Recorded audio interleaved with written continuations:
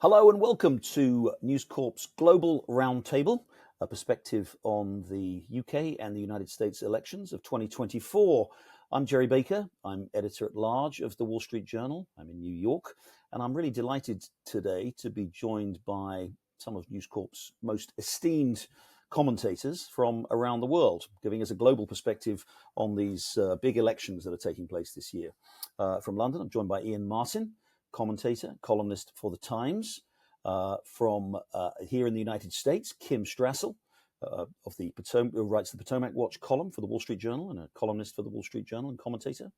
And from Australia, where it's very early in the morning at this house, so thank you very much indeed, Greg, for getting up early. Greg Sheridan, foreign affairs editor, previously commentator of the Australian newspaper. So as I say, an experienced, knowledgeable, and I think we can say entertaining panel. So I'm really looking forward to this discussion. We're going to do a couple of these. This first one is going to be focused on the UK elections. As you know, I'm sure many of you have been following it. Rishi Sunak, the British Prime Minister, Conservative Prime Minister, unexpectedly called an election a few weeks ago, which will take place on July the 4th, in a few weeks from now.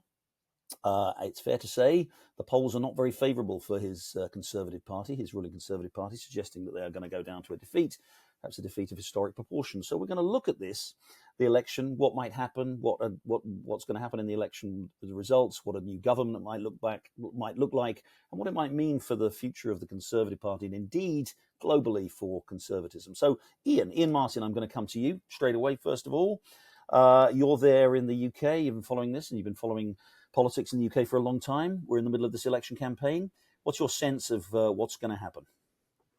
Well, it's looking, as it stands at the moment, with a little more than three weeks until polling day, as though it's going to be a spectacular disaster for the Conservatives. And it is, of course, the campaigns do change things sometimes. The campaign in 2017 election turned around with 3 weeks to go, so it can happen.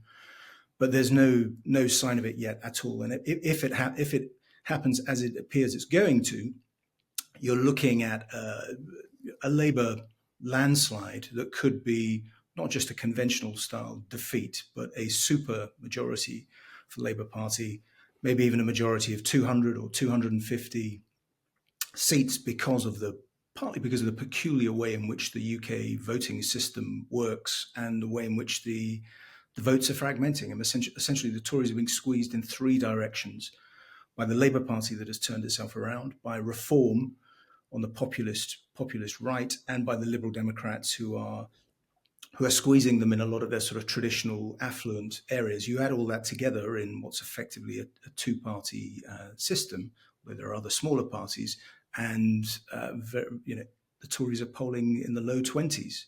So the conditions are there for an absolute disaster for the British Conservatives.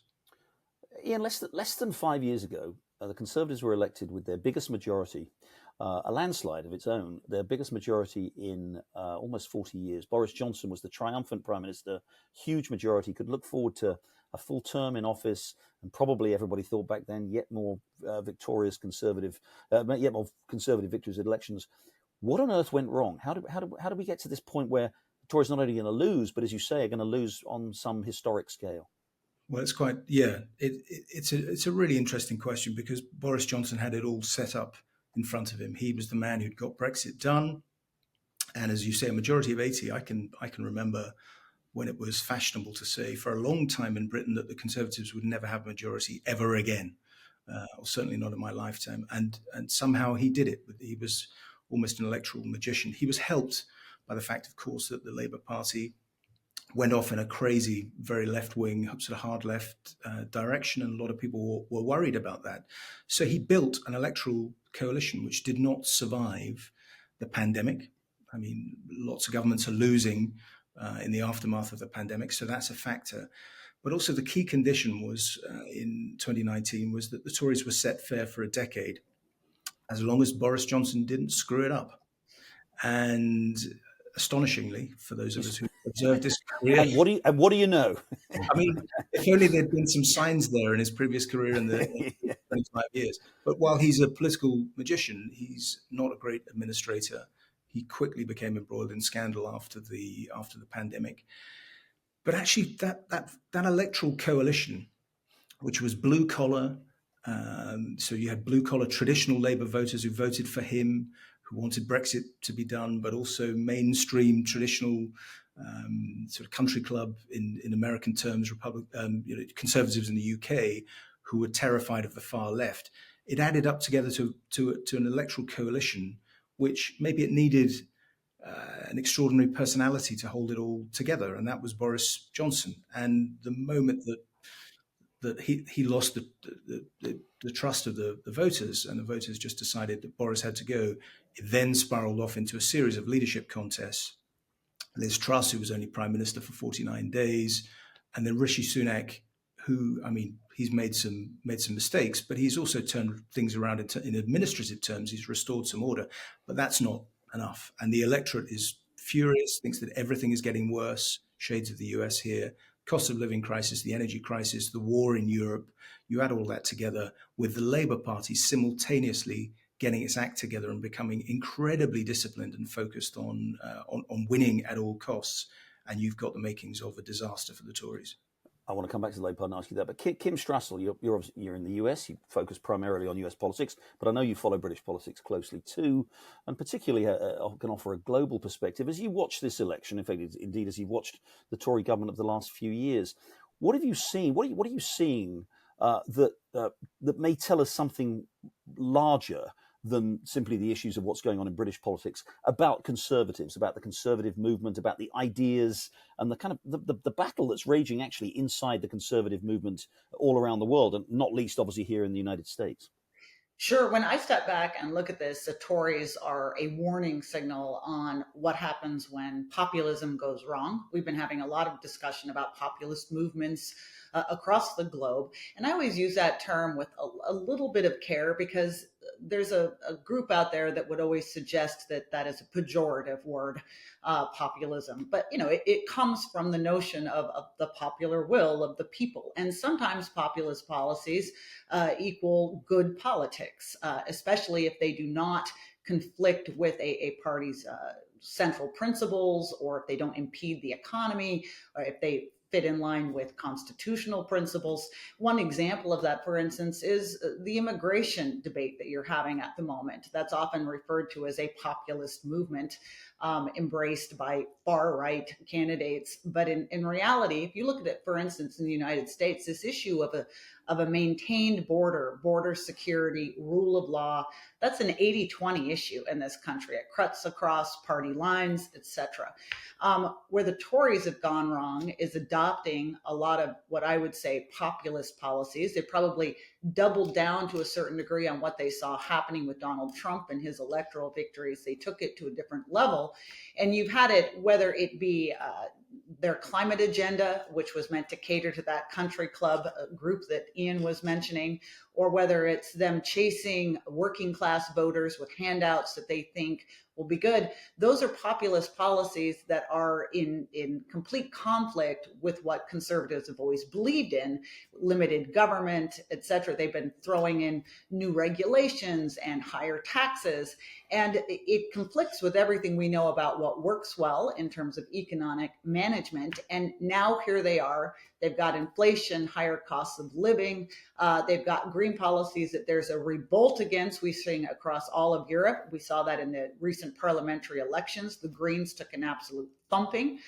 We've been seeing European governments pull back from some of their more aggressive initiatives because it's been so hard on their economies.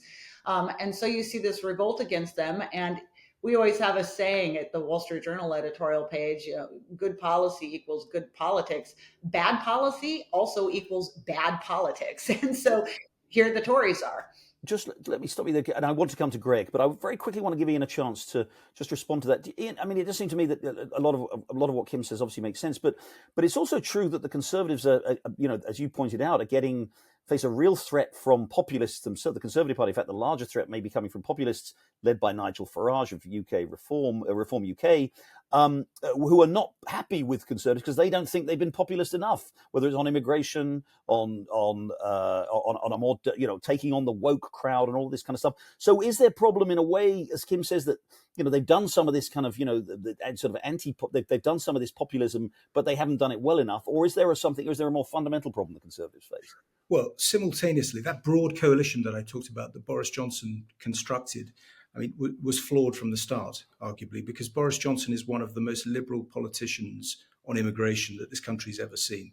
The rules that he set in place as Prime Minister resulted in, last year, record immigration. Numbers which were off the charts. Now, it was partly a post-COVID labour market, labour force readjustment. There are all sorts of factors, but he essentially reduced the rules, and you ended up with an enormous surge of migration, which has fueled Farage.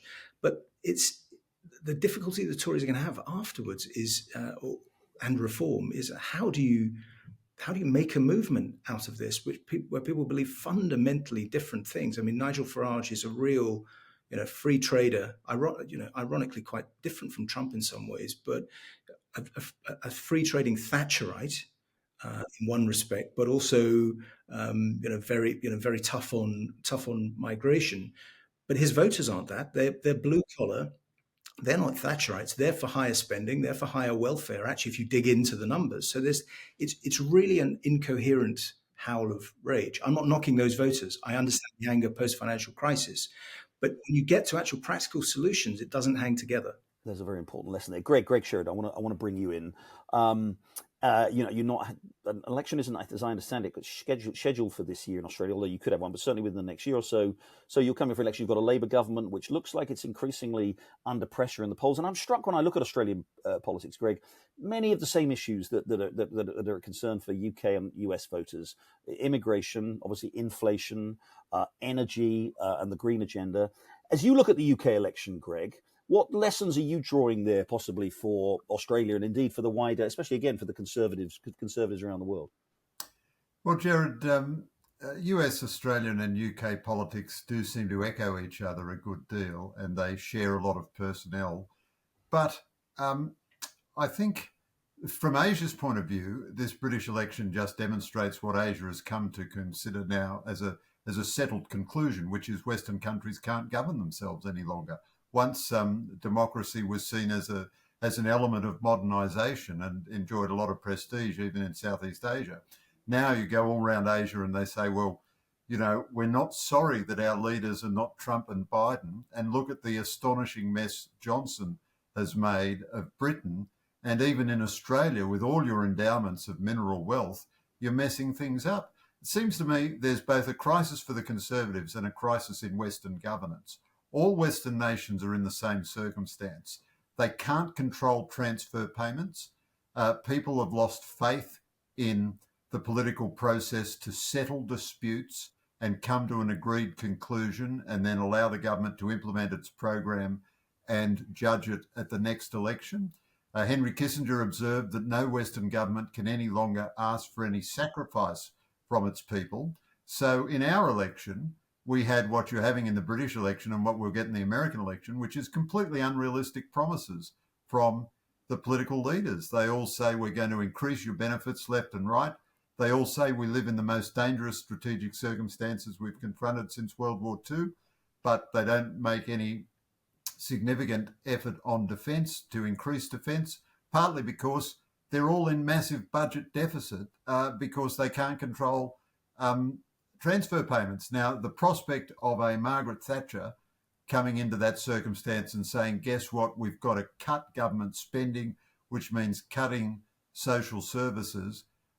Western governments seem to have grown bigger than ever and at the same time more impotent than ever.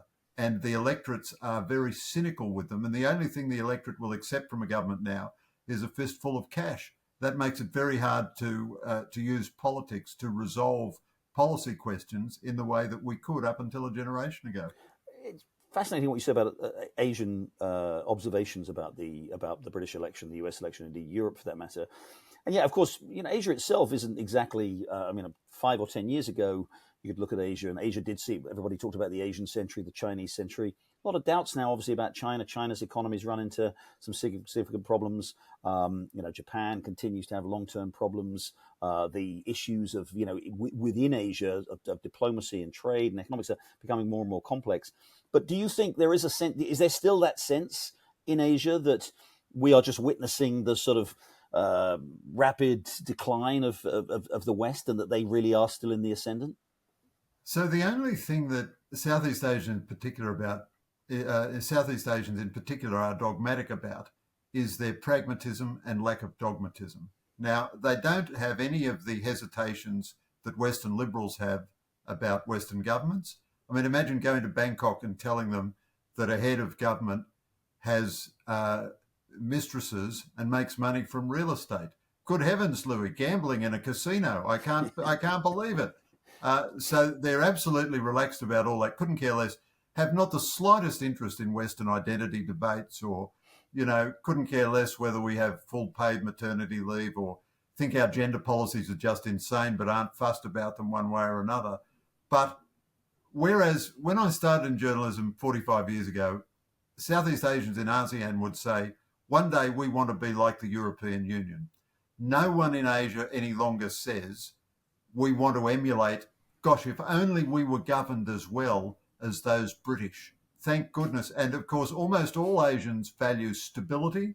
Now, everything you say about their own problems is absolutely right, and no one is more alive to those problems than they are. But the prestige of democracy has declined in the global south, and certainly in Asia, because America, Britain, and Australia have had such obviously dysfunctional governments. And of course, Asia is completely hypocritical about climate change. Most Asian nations are not going to bankrupt themselves to go down the climate road, and they just watch Britain bankrupting itself and Australia bankrupting itself with the green policies, and they think these folks are crazy. And the last thing they want to do anymore is be like us. Let me pick up on that, Iain. Come back to you and talk. Greg makes a very good point there about kind of like what we become obsessed with, the debate about what kind of values, what kind of society we're creating here, especially on a lot of these issues of gender and identity and all of that stuff, have no resonance whatsoever in most of Asia. Let's talk. That leads us on neatly, I think, to talking about the kind of government Britain is going to have after July the 5th. Labour, as we all understand, Labour is going to win a majority somewhere between huge and gargantuan, led by Keir Starmer, who I think it's fair to say not many people around the world are particularly familiar with. Tell us, Iain, what sort of a government Britain is going to have after July the 5th, and where it's going to take the country. Well, it's going to be, for a start, I mean, there's going to be so much competitive wokery. This is going to be the woke Olympics. I mean, a feature of this government will be that it won't have much room for manoeuvre in fiscal terms. I mean, it's going to be boxed in by the markets. Therefore, he's going to need things to do which will please the left. Now, he'll begin by saying no one's interested in this woke agenda. I'm concentrating on the people's real priorities. But throughout the public sector in the UK, where that's very strong, and in corporates as well, increasingly, which are captured, the message will go out that conservatives are smashed and fighting with each other, and into that vacuum can pour progressive analysis. And so I just think you'll get more and more of that. That might end up annoying voters. On the spending side, as I say, he's reined in. Where I think it's going to get most interesting, I mean, Jerry, that how obsessed I am on the defense, security, technology side. That is where it very quickly gets interesting, because he will run straight smack bang into foreign affairs, the likelihood of a Trump presidency, and some big decisions to take about where Britain sits in the world. Now, we're having this conversation with the US, Australia, the UK. I mean, it's almost an Aukus conversation. And I think of Aukus as actually the most significant thing which has happened in politics in the UK, and arguably more broadly in the last decade or so. And what it is essentially a defense technology sharing agreement, which is the beginnings of a different regulatory space. And we're thinking about the world into which Australia, the UK, the US, Canada, when they join, and Japan join, and then South Korea will want to join. So you can actually, to that Asian point about the sort of contempt or dismissiveness of the US and a country like the UK, I can understand that on the EU. I think if you take a sort of 10, 20, 30 year view of it, actually, I think that there's a chance that the democracies, or our democracies, there are some signs that we're starting to get organized around that AI and technology piece. And Starmer will have to decide quickly whether or not he wants to be regulated on AI and tech by Brussels. Does he align with Brussels in this attempt because they want to be friendlier to Europe? And I think that's a catastrophic mistake if they do that. I would bet on the partnership with the Anglosphere and with the US in particular. Kim, I've had conversations with senior British Labour officials who will be senior government ministers in a few weeks' time. They very much look to the US. They look to Joe Biden. They really admire. I know you and I. It may bring a wry smile to our faces, but they're really after the green agenda, the infrastructure, the support for domestic industry, all of the things that sort of Biden's quote unquote achievements here in the United States. And it does seem to be very much it seems to be a model for the left. I mean, of course, I wonder what you make of that, and whether you, as you look to the outcome of this election, whether you sort of Bidenomics is going to spread around the world. But also, of course, I mean, how short-lived could it be if Donald Trump's president in 6 months' time? Yeah, I mean, I don't know how you could look at that as a model of success. And you can look at Joe Biden's approval ratings in this country, which are largely rooted in the continued high inflation that we've seen from blowout spending, from the piling on of a regulatory agenda that has made things even harder for corporations and business, including small business owners, and also the threat that's now hanging over the U.S. That we will see a return to some of those very high corporate tax rates that were rolled back as part of the Trump tax cuts. So it certainly has not been a model for success, other than the fact that Joe Biden, and people forget this, managed to very, very narrowly win election in the middle of a pandemic rush, and after some grave mistakes regarding that pandemic by Donald Trump, who was also a very controversial character. As you note, right now, he looks as though he will re-win the office. And I still think that that is highly likely. And it says something that he can be so controversial and recently convicted in a court of law. That is a comment on the rejection of Biden policies in this country. I think the more interesting thing in my mind is, as Tories look at what is happening, and when they get routed, as Iain says they're going to, what is the reckoning going to be? And similarly, what is going to happen in the Republican Party, whether Trump wins because he's only in for 4 years, or whether he loses. I think both of those parties, and Australia as well, too, there's going to have to be some very hard choices about whether or not they return to some of the Thatcherism that is, and Reaganism that was great economics and good for the economy, or whether or not they further double down on a lot of these policies that make them somewhat indistinguishable from center-left candidates. Greg, I don't imagine Sir Keir Starmer, to give him his full name, Sir Keir Starmer is much of a household name in either in Australia or in much of Asia, although somebody did once tell me that Sir Keir, apparently, which is because he's got a knighthood in the UK, Sir Keir is a very rude word in Farsi, in Persian, so maybe that will become maybe a diplomatic incident in the course of the next year or two. But as you look at a new Labour government in the UK, and particularly from a foreign policy perspective, Iain's already mentioned the Aukus deal, which of course was signed by a Conservative government. What do you think Britain under a new Labour government might have to offer, whether it's with regard to Europe, but obviously more importantly in the longer terms, in terms of the relationships with Asia? Well, Jerry, Britain has been a pretty good story in Australia and Asia the last few years. I mean, Johnson was an absolutely compelling personality, certainly the funniest, wittiest person I've met inside or outside of politics. And of course, Indians are quite proud of Rishi Sunak. And, when I went to interview him, I played up my Punjabi wife and, he's a very charming guy and all that. So Britain has been quite an interesting story. Also, Asia has not really bought onto the idea of inevitable American decline. They're just seeing that US, British and Australian governments are a complete hopeless mess at the moment, but they profoundly respect American power. And Britain still has a big presence in the psyche of Asia, from Premier League football and all the rest.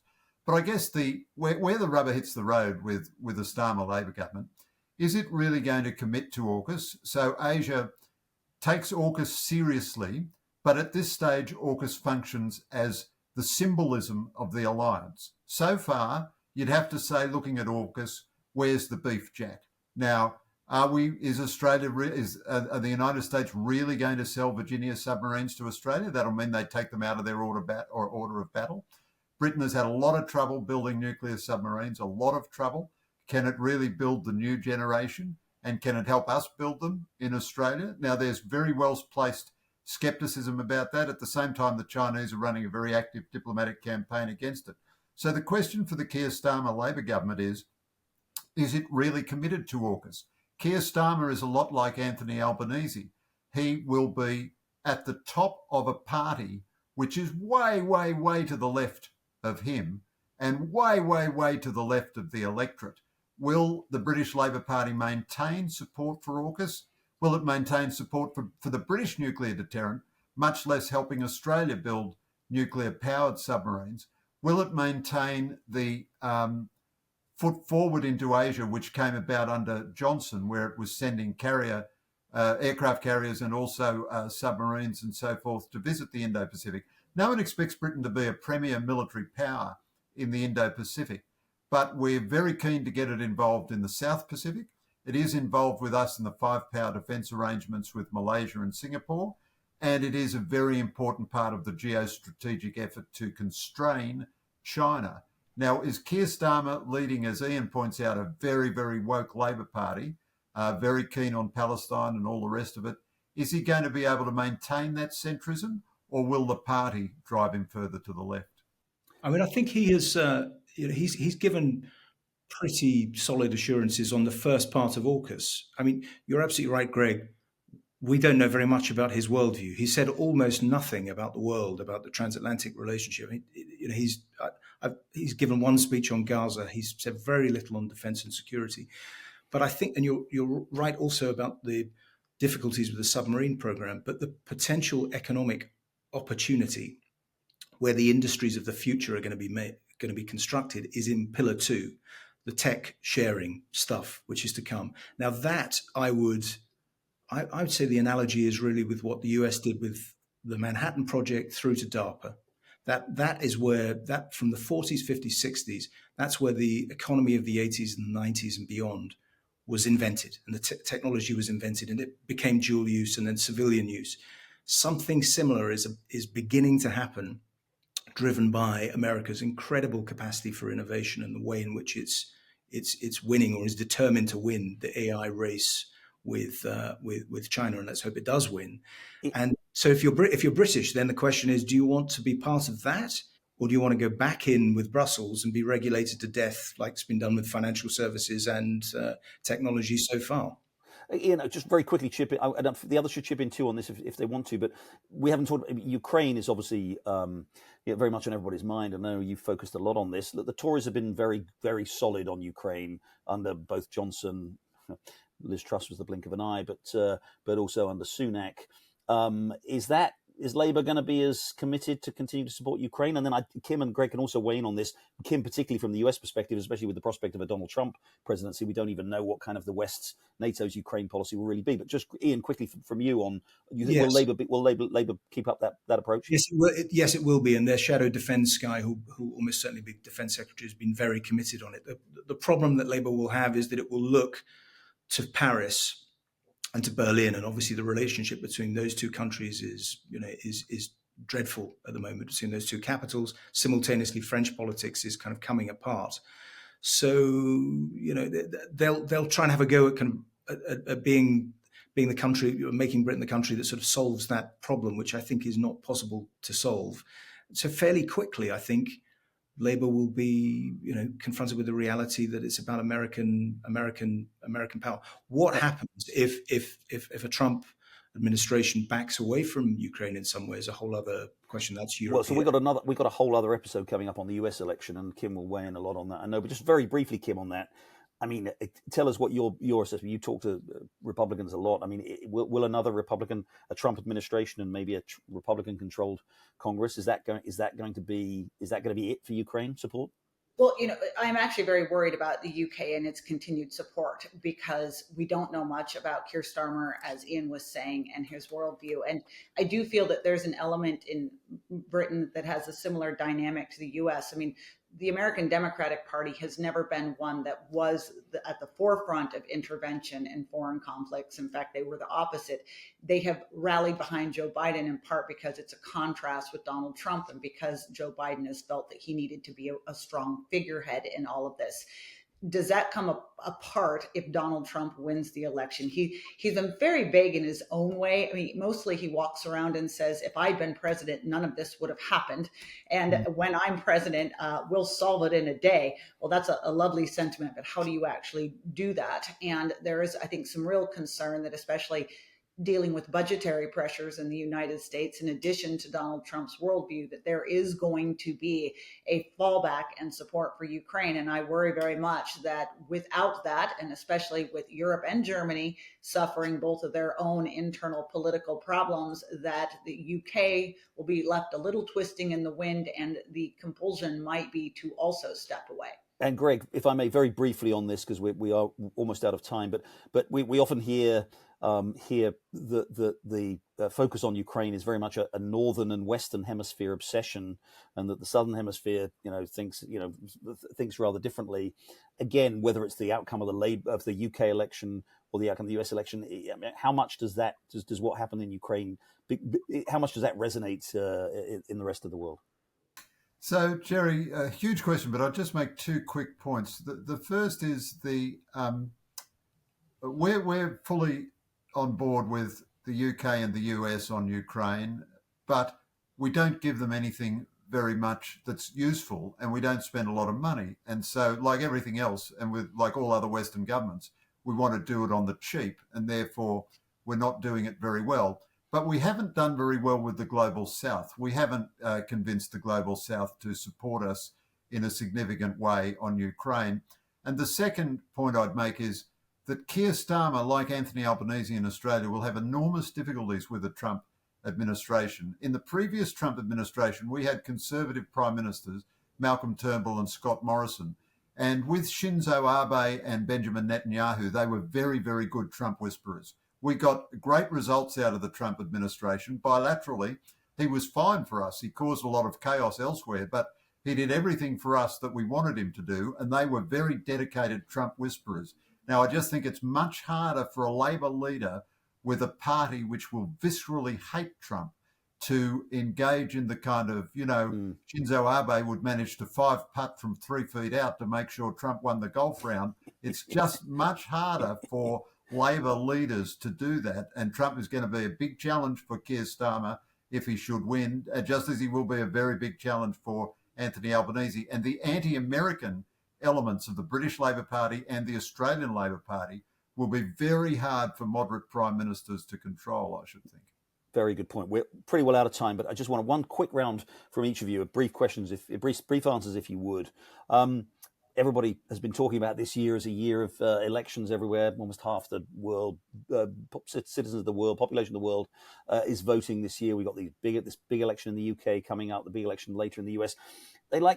Leaders like to talk about what's at stake in these elections, and particularly over here in the US, we hear a lot about democracy being at stake. I always think democracy somehow is always at stake when the left, the left elites lose. Apparently, when they win, apparently democracy is just fine. But Iain, from the UK perspective, as you look at these elections, I mean, how healthy does democracy look, and do these elections offer an opportunity to strengthen it? Wow, that's a big question. I mean, it's 10 seconds if you would. No, I'm kidding. No, I'm kidding. I'll give you a little bit longer, but briefly, if you would. I think we're in serious trouble if, by quirk of the system, you end up with almost no opposition, and you end up in a situation where you have a Labour government which has a massive majority, a super majority, because of a split on the right. And I just think that's going to be very unhealthy. I mean, history shows us that governments that have those supermajorities become arrogant and succumb to hubris and make terrible mistakes. And I think we're about to repeat that historical experience. Kim, democracy on the ballot? Everyone's talking about, oh, this is such an important and such serious elections. I have the opposite view. I think that this is going to be a round of not serious elections because of the dynamics of what's going on. As Iain was just saying, you have a Tory party that has so messed it up, and now you've got divisions among the right that is going to hand the Labour Party a victory, but for how long and what comes after.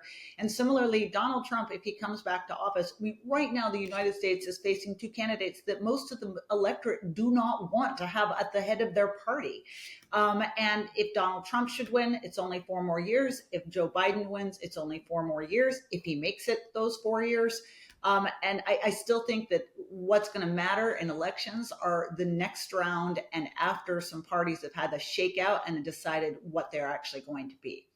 Greg, the plight of democracy, last word is on you.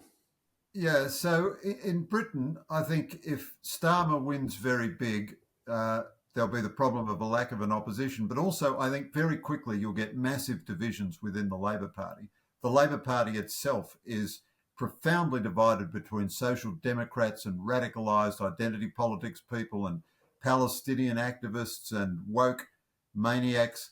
And in the United States, I think Trump and Biden, neither of them is a bargain. I'd like to buy them at my estimate and sell them at their estimate. But what worries me more than those two individuals is this polarization of the legal system. So I do think the Trump trial in New York was a shocking abuse of process. And you're getting now Republican courts and Democrat courts, and the other half of the society won't accept the legitimacy of the courts. Now, that, oddly enough, that I think of everything that's happened in the United States in the last 5 or 6 years, that worries me more than anything else, and that takes the loss of trust in institutions to a whole new level. Well, I wish we could talk more. We will have another opportunity to talk about the US election. We've touched on it a bit in this one, but for this one was focused on the British general election, which is on July the 4th, just a few weeks from now. And for all the talk and all the forecasts and all the expectations, and everybody knows what's going to happen, and the pundits always think they know the exact result, I always remember that there is always an element of uncertainty. In these circumstances, I always like to quote one of my favourite poems by G.K. Chesterton about the British people, which ends with the line, "Smile at us, payers, passers,